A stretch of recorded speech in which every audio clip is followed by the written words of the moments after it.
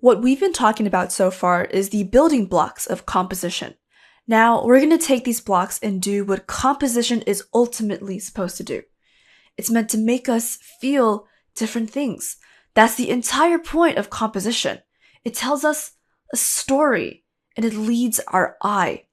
It's the way that we guide the viewer to see what we see. Let's look at these two screenshots from Up. I'm going to make them in black and white so that you can't be biased based on the color.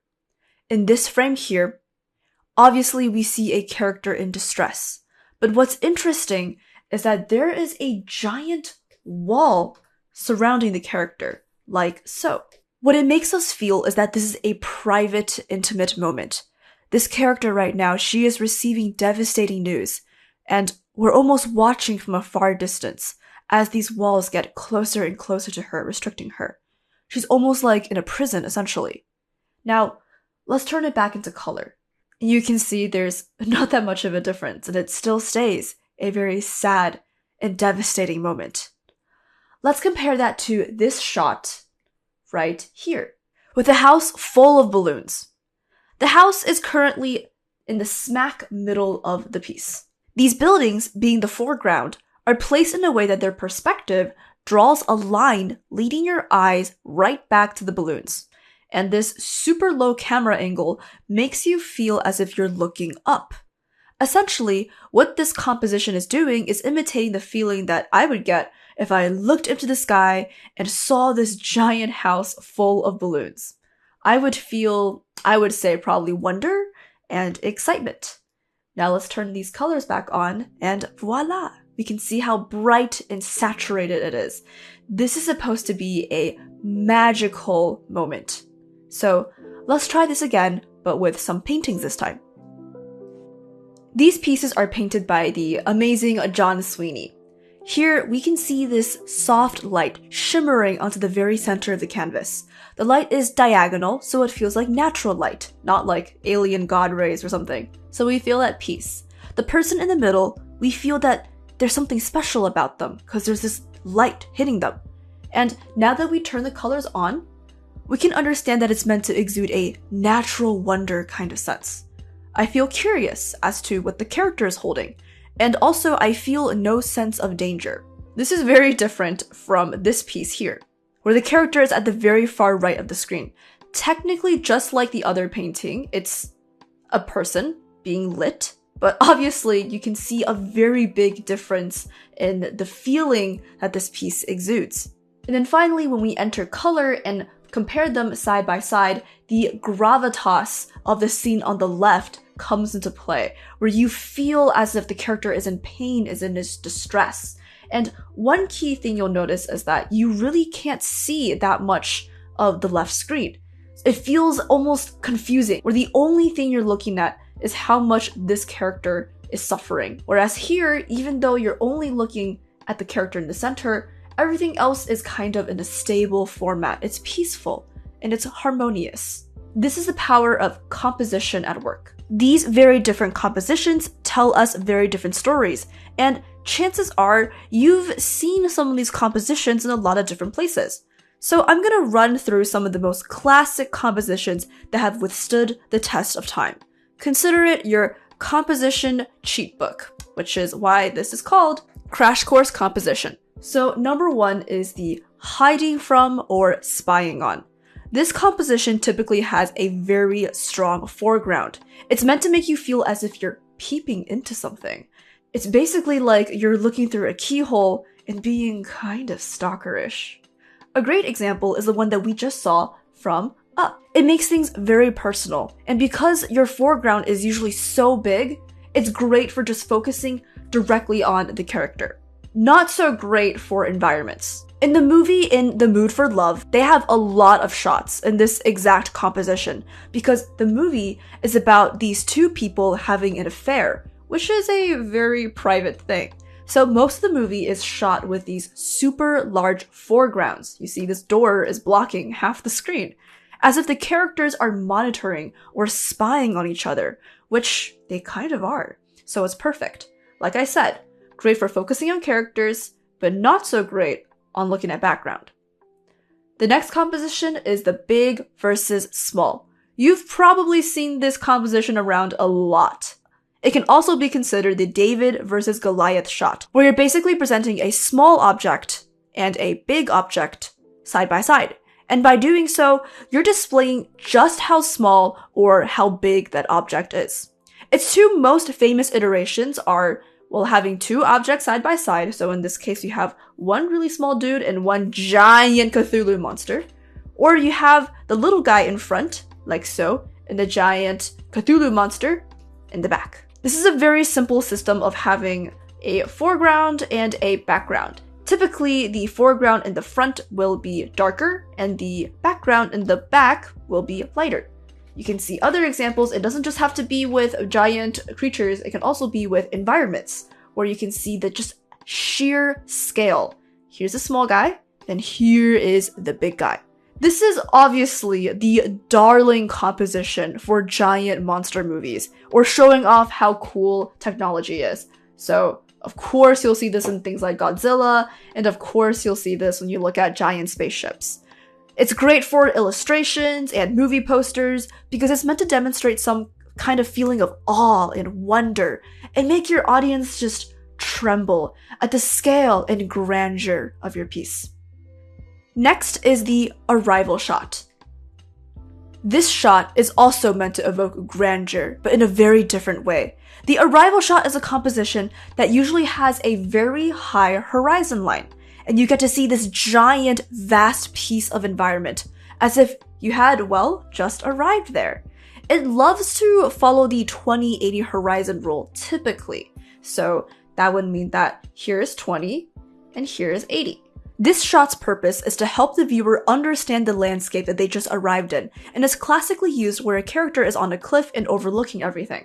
It's usually supposed to make you go, wow, that's the world? Whether that world is ugly, or beautiful, or a little bit scary, or enticing. But no matter what kind of world, the purpose of this shot is always to help establish location. Have you ever watched a movie where they show you like a giant cityscape and then they like show like New York City? I should write that in a different color. New York, like New York, all over the screen.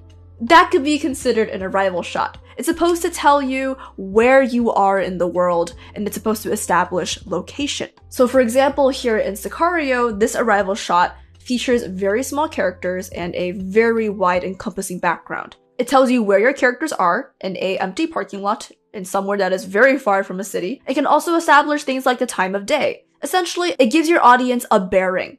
Take these shots from Skyfall, a James Bond movie, where Bond is darting from location to location. Each time a new location is introduced, the camera first shows off a super big environment scene, giving us a taste of the location before they move back in to focus on specifically the characters. Another example is when James Bond is arriving into this house, so this would also be an arrival shot. And then they enter this house, which leads to a second arrival shot of the inside of the house. And you can see that the horizon line again is quite high, leaning around the 2080. After they establish that they're inside the house, then finally they will go back to focus on the characters once more. So, of course, this composition is mainly focused on simply the environments. Characters are usually very small, and the focal point is much more broad. Afterwards, you have the altarpiece. Now, unlike the arrival shot where you're taking in everything on the screen, the altarpiece composition directly focuses your eye typically on the middle of the screen. These shots are usually very symmetrical, and they have a lot of lines in the composition that help lead your eye to the focal point. You can see how all of these streets here all converge into one point, which is your person. Take John Sweeney's painting here, for example. That would be an altarpiece. You can see it's very heavy center focused, and there's this very strong emphasis on what is exactly in the middle, making it almost feel kind of holy. So if you ever want to show off the resting place of a magical sword like Excalibur or the Holy Grail, then you'll want to make sure it's in the middle of the screen, bathed in holy light. So this would be considered the altarpiece. Now, I don't want you to get this confused with just regular symmetry, because in cases where you have Wes Anderson, where almost all of his frames are symmetrical, not all of them are altarpieces. An altarpiece composition should really draw attention to something of heavy significance in the story, and usually they block everything else out with darks, and make the middle all glowy and bright. Again, as always, there will always be exceptions, but this is the general rule of thumb. This is fantastic for exploring just a little bit of environment, but mainly on a very special item or person of your choice.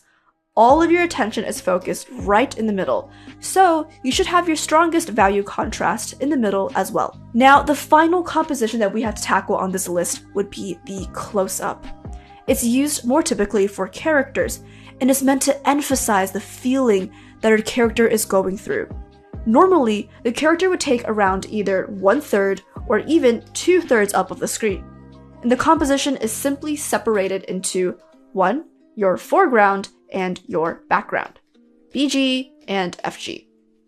Think about when a character is in total delight and wonder, and we get a giant close-up of their face, and their happiness is so infectious.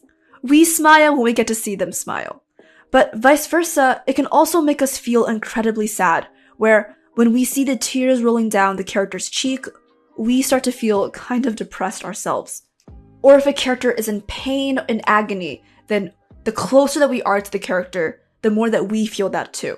Sometimes you can go a step further and do the extreme close-up, where the character is pretty much taking up all of the screen, but it should be used in moderation, and is used to become almost a little bit too intimate to the character, to the point that you kind of feel uncomfortable, because let's be real, no one wants to be that close to someone.